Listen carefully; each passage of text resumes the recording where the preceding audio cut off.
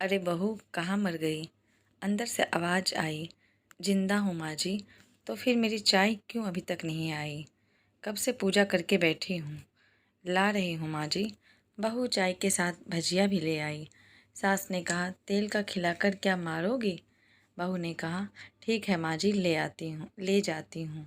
सास ने कहा रहने दे, अब बना दिया है तो खा लेती हूँ। सास ने भजिया उठाई और कहा कितनी गंदी भजिया बनाई है तुमने। बहू माँ जी मुझे कपड़े धोने हैं, मैं जाती हूँ। बहू दरवाजे के पास छिपकर खड़ी हो गई। सास भजिया पर टूट पड़ी और पूरी भजिया खत्म कर दी। बहू मुस्कुराई और काम पर लग गई। दोपहर के खाने का वक्त हुआ। सास ने फिर आवाज़ लगाई, कुछ खाने को मिलेगा? बहू ने आवाज़ नहीं दी। सास फिर चिल्लाई, भूखे मारोगी क्या? बहू आई, सामने खिचड़ी रख दी। सास गुस्से से, ये क्या है, मुझे इसे नहीं खाना, इसे ले जाओ। बहू ने कहा आपको डॉक्टर ने दिन में खिचड़ी खाने को कहा है, खाना तो पड़ेगा ही। सास मुंह बनाते हुए, हाँ तू मेरी माँ बन जा। बहू फिर मुस्कुराई और चली गई। आज इनके घर पूजा थी। बहू सुबह 4 बजे से उठ गई। पहले स्नान किया, फिर फूल लाई, माला बनाई, रसोई साफ की, पकवान और भोज बनाया। सुबह के 10 बज गए। अब सास भी उठ चुकी थी। बहू अब पंडित जी के साथ भगवान के वस्त्र तैयार कर रही थी। आज ऑफिस की छुट्टी थी। उनके पति भी घर पर थे। पूजा शुरू हुई। सास चिल्लाती, बहू ये नहीं है, वो नहीं है। बहू दौड़ी दौड़ी आती और सब करती। अब दोपहर के 3 बज गए थे। आरती की तैयारी चल रही थी। पंडित जी ने सबको आरती के लिए बुलाया और सबके हाथों में थाली दी। जैसे ही बहू ने थाली पकड़ी, थाली हाथों से गिर पड़ी। शायद भोज बनाते हुए बहू के हाथों में तेल लगा था, जिसे वो पोंछना भूल गई थी। सारे लोग तरह तरह की बातें करने लगे। कैसी बहू है, कुछ नहीं आता, एक काम भी ठीक से नहीं कर सकती, ना जाने कैसी बहू उठा लाए, एक आरती की थाली भी संभाल नहीं सकी। उसके पति भी गुस्सा हो गए, पर सास चुप रही, कुछ नहीं कहा, बस यही बोल के छोड़ दिया, सीख रही है, सब सीख जाएगी धीरे धीरे। अब सबको खाना परोसा जाने लगा। बहू दौड़ दौड़ के खाना देती, फिर पानी लाती। करीब 70-80 लोग हो गए थे।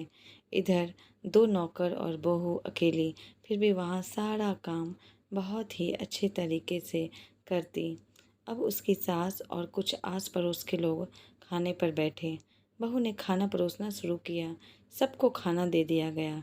जैसे ही पहला निवाला सास ने खाया, तुमने नमक ठीक नहीं डाला क्या? एक काम ठीक से नहीं करती, पता नहीं मेरे बाद कैसे ये घर संभालेगी। आस पड़ोस वालों को तो जानते ही हो ना साहब, वो बस बहाना ढूंढते हैं नुक्स निकालने का। फिर वो सब शुरू हो गए, ऐसा खाना है, ऐसी बहू है, ये वो वगैरह वगैरह। दिन का खाना हो चुका था। अब बहू बर्तन साफ करने नौकरों के साथ लग गई। रात में जगराता का कार्यक्रम रखा गया था। बहू ने भी 1-2 गीत गाने के लिए स्टेज पर चढ़ी। सास जोर से चिल्लाई, मेरी नाक मत कटा देना, गाना नहीं आता तो मत गा, वापिस आ जा। बहू मुस्कुराई और गाने लगी। सबने उसके गाने की तारीफ की, पर सास मुंह फुलाते हुए बोली, इससे अच्छा तो मैं गाती थी जवानी में, तुझे तो कुछ भी नहीं आता। बहू मुस्कुराई और चली गई। अब रात का खाना खिलाया जा रहा था। उसके पति के ऑफिस के दोस्त साइड में ही ड्रिंक करने लगे। उसका पति चिल्लाता, थोड़ा बर्फ़ लाओ, तो सास चिल्लाती, यहाँ दाल नहीं है।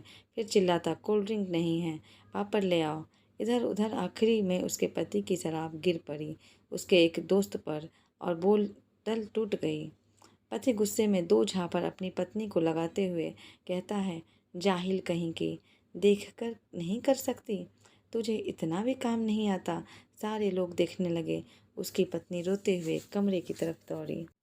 फिर उसके दोस्तों ने कहा, क्या यार, पूरा मूड खराब कर दिया, यहाँ नहीं बुलाया होता, हम कहीं और पार्टी कर लेते। कैसी अनपढ़ गंवार बीवी ला रखी है तूने, उसे तो मेहमानों की इज्जत और काम करना तक नहीं आता, तुमने तो हमारी बेइज्जती कर दी। अब आस पड़ोस की औरतों को और बहाना मिल गया था। वो कहने लगी, देखो क्या कर दिया तुम्हारी बहू ने, कोई काम की नहीं है। मैं तो कहती हूँ अपने बेटे की दूसरी शादी करा दो, छुटकारा पाओ इस गंवार से। सास उठी और अपने बेटे के पास जाकर उसे थप्पड़ मारा और कहा, अरे नालायक, तुमने मेरी बहू को मारा, तेरी हिम्मत कैसे हुई, तेरी टांग तोड़ दूंगी। उसके बेटे के दोस्त कुछ कहने ही वाले थे कि उसकी माँ ने घुरते हुए कहा, चुप, बिल्कुल चुप, यहाँ दारू पीने आए हो, जबकि पता है आज पूजा है और तुम्हें पार्टी करनी है। कैसे संस्कार दिए हैं तुम्हारे माता पिता ने? और किसने मेरी बहू को जाहिल बोला? जरा इधर आओ, चप्पल से मारूंगी अगर मेरी बहू को किसी ने शब्द भी कहा तो। अरे पापी, तूने उस लड़की को बस इसलिए मारा कि तेरी शराब टूट गई। पापी, वो बच्ची सुबह 4 बजे से उठी है, घर का सारा काम कर रही है, ना सुबह से नाश्ता किया ना दिन का खाना खाया, फिर भी हंसते हुए सबकी बातें सुनते हुए ताने सुनते हुए घर के काम में लगी रही। तेरे यार दोस्तों को वो अच्छी नहीं लगी। जूते से मारूंगी तेरे दोस्तों को जो कभी उन्होंने ऐसा कहा। उसके यार दोस्त चुपके से खिसक लिए।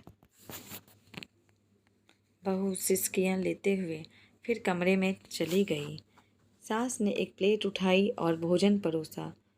बहू के कमरे में खुद ले गई। सास को भोजन लाते देखा तो बहू ने कहा, अरे माँ जी, आप क्या कर रही हो?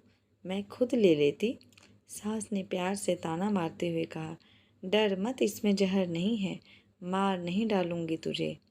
तुझे नई सास चाहिए होगी, पर मुझे अभी भी तू ही मेरे घर की बहू चाहिए। बहू ने अपनी सास को रोते हुए गले से लगा लिया। सास भी रो दी पहली बार और कहा, चल खाना खा ले।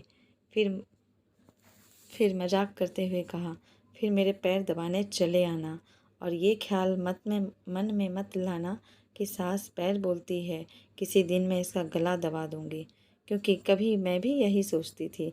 दोनों खूब हंसने लगते हैं।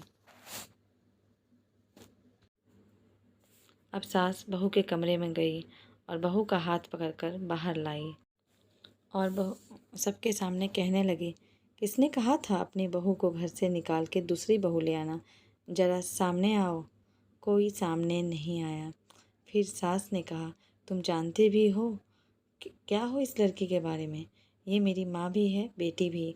माँ इसलिए मुझे गलत काम करने पर डांटती है और बेटी इसलिए कभी कभी मेरे दिल की भावनाएं समझ जाती है। मेरी दिन रात सेवा करती है, मेरे 1000 ताने सुनती है, पर एक शब्द भी गलत नहीं कहती, ना सामने ना पीठ पीछे। और तुम कहते हो दूसरी बहू ले आऊं?